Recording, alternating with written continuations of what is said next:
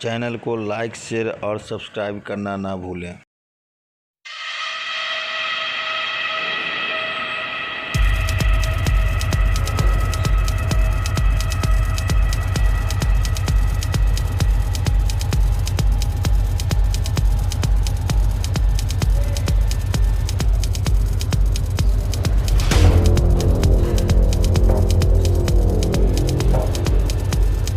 नाम अनुराग सिंह कश्यप।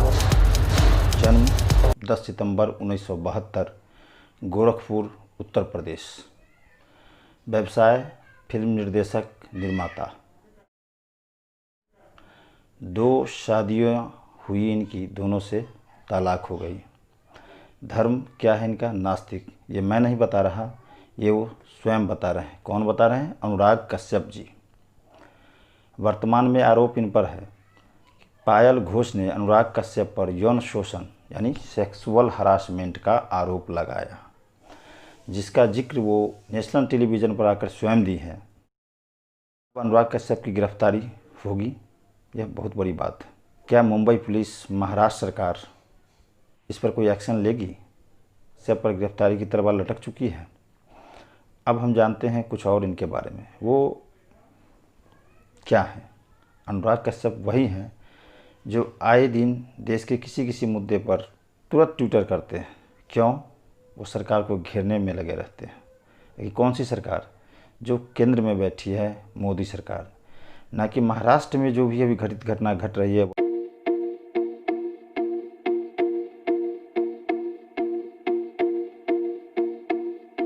या बॉलीवुड में अभी सुशांत सिंह राजपूत की मौत की बात करें, जो रहस्यमय मौत है, या ड्रग केस में रिया चक्रवर्ती की बात करें, जया शाह की बात करें, और भी कई मुंबई के एक्ट्रेसेस में उनका नाम आया है।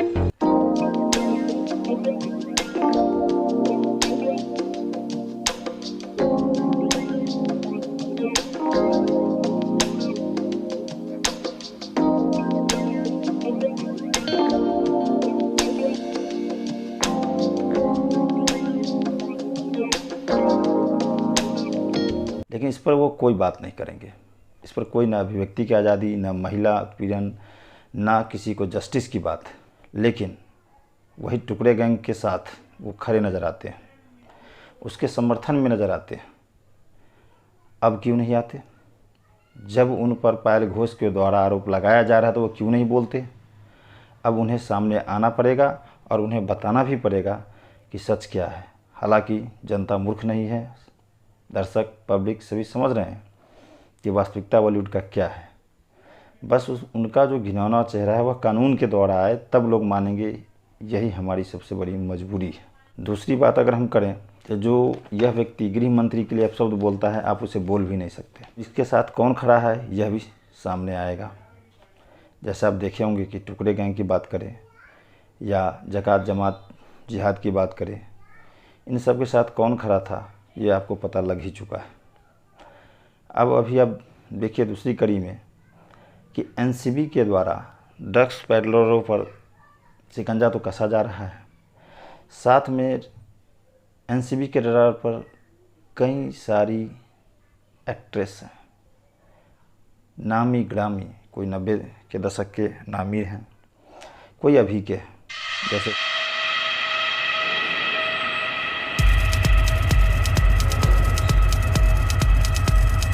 सोहा अली खान का भी नाम आया है, श्रद्धा कपूर का भी नाम आया है, और 15-20 ऐसे लोग हैं जो ऑलरेडी एनसीबी के पास है। लेकिन एनसीबी चाहती है कि कोई भी कदम उठाने से पहले पुख्ता उसके पास सबूत हो, जानकारी हो, कदम उठाए। हालांकि रिया चक्रवर्ती और उसका भाई शोविक अभी तक जेल में बंद हैं। जया शाह के मोबाइल से कई सारे रिकॉर्ड्स खुल के आ रहे हैं कि वो कई नामी एक्ट्रेस के साथ सीधे संपर्क में थी। रिया चक्रवर्ती ड्रग पेडलरों के संपर्क में थी, उसका भाई शोविक चक्रवर्ती ड्रग पेडलरों के संपर्क में था। लेकिन अब सबसे बड़ी चिंतनीय विषय यह है कि बॉलीवुड में जो ड्रग्स पेडलर हैं या जो ड्रग्स ले रही हैं या ले रहा है, उसका सीधा संपर्क अब दुबई से जुड़ने के आसार है। दुबई से जुड़ने का आसार का मतलब समझिए कि कौन है जो पाकिस्तान, बांग्लादेश होते हुए यहाँ तक मुहैया करा रहा है। कोई तो है जो बॉलीवुड के अंदर में ड्रग्स का सप्लाई कर रहा है, लोग ले भी रहे हैं, लेकिन वो बोलना नहीं चाह रहे हैं। जो भी बॉलीवुड में देशभक्त या देश राष्ट्रवाद की बात करेगा वह यहाँ नहीं रह सकता। तो कौन लोग हैं जो बॉलीवुड में अपना नियंत्रण रखे हुए हैं, चला रहे हैं। और साथ ही साथ आप देखें अभी तो सुशांत सिंह राजपूत को केस का जो पहलू है वह रहस्यमय है, अभी तक स्पष्ट नहीं हुआ है। महाराष्ट्र सरकार अपनी पुरजोर कोशिश कर रही है कि कैसे हम इसको छुपा दें। मुंबई पुलिस अपने दामन पे दाग लगाना पसंद कर रही है, पुराने रिकॉर्ड को धो रही है, लेकिन वह किसी को बचाने में लगी है। वो कौन है? अटकलों का बाजार तो गर्म है, लेकिन सत्य क्या है जानना ये होगा। दिशा सालियान की मौत के तार सुशांत सिंह राजपूत के मौत से जुड़ा हुआ है। दिशा सालियान की मौत रहस्य ढंग से हुई। उसका फियोंसे कहाँ है? कौन कौन लोग थे उस रात्रि के पार्टी में? कैसे उसे सुसाइड केस घोषित कर दिया गया?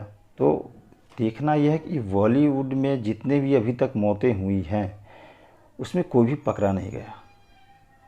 कौन है जो बचा रहा है और किसके नियंत्रण में एडमिनिस्ट्रेशन होता है वहाँ का, कि मौत होने के बाद वह चाहे तो बाहर आए, नहीं चाहे तो बाहर नहीं आए। अब जिन सेलिब्रिटियों का ये दायित्व है कि वो जनता देश का जिन्हें अपना आदर्श मानकर चल रही है, उनका वास्तव में क्या रूप है आप देख सकते हैं। पायल घोष को तो राष्ट्रीय महिला आयोग का साथ मिल गया, लेकिन क्या बॉलीवुड साथ देगा या वो अनुराग कश्यप के फिल्म के लोभ में नारी के आवाज़ को कुचल देगा?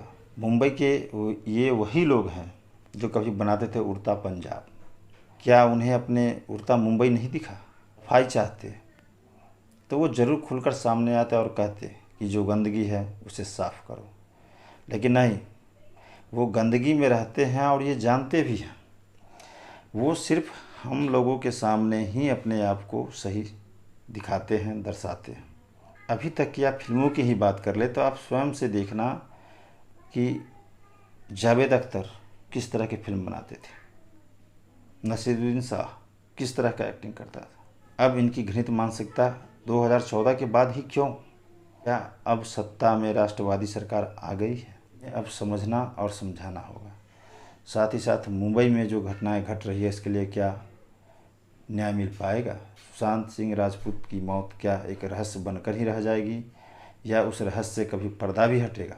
सुशांत सिंह राजपूत क्या बॉलीवुड से नहीं थे? क्या वह एक देश के नागरिक नहीं थे? क्या उन्हें न्याय नहीं मिलनी चाहिए? सिर्फ पोस्टमार्टम करने वाले डॉक्टर छुट्टियों पर चले जाते हैं, केस की जांच कर रहे आयोग बार बार बदले जाते हैं, पोस्टमार्टम में डेट और टाइम नहीं होता। दिशा सालियान के मरने के बाद उसका पियोन से 25 मिनट बाद आता है, एम्बुलेंस से उसको नहीं ले जाया जाता है, अपितु उसका प्राइवेट गाड़ी से वो 2-2.5 घंटे तक चक्कर लगाता रहता है। जब तक वो मरती नहीं है तब तक उसको हॉस्पिटल नहीं ले जाया जाता। क्या षड्यंत्र है? इसे बाहर आना ज़रूरी है।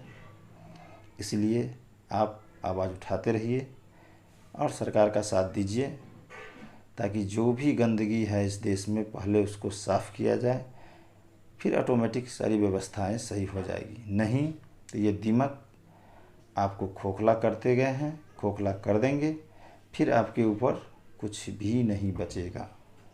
इनसे सावधान रहें और इन्हें अपने विचारों के माध्यम से सबक सिखाएं कि जो भी फिल्म आपको लगे कि आपके धर्म, संस्कृति या राष्ट्र के खिलाफ है, बिल्कुल उसका विरोध करें। ताकि आपने सरक 2 में दिखाया वो महेश भट्ट और ठरकी कैसा आदमी है ये भी आप देख रहे हैं। आखिर रिया को बचाने के पीछे बॉलीवुड का सारा गैंग, महाराष्ट्र सरकार क्यों लगी थी, अब ये तो कुछ अंश आपको देख ही रहे होंगे, समझिए। तब तक के लिए नमस्कार, जय हिंद, जय भारत।